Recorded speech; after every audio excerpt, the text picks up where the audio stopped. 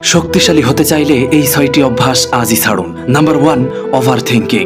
ছোট ছোট বিষয় নিয়ে অতিরিক্ত চিন্তা করা বন্ধ করুন, এটি আপনার কর্মক্ষমতা কমিয়ে দেয়। নাম্বার 2, আসক্তি।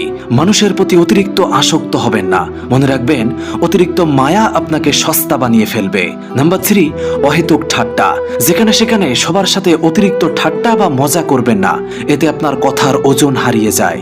নাম্বার 4, অসংলগ্ন কথা। যা খুশি তাই বলে দেওয়ার অভ্যাস ছাড়ুন। বুদ্ধিমানরা কথা বলার আগে অন্তত দুবার ভাবে। নাম্বার 5, অবহেলা। নিজের পোশাক এবং জ্ঞানের প্রতি মনোযোগ দিন, কারণ আপনার জ্ঞানই আপনার সবচাইতে বড় শক্তি।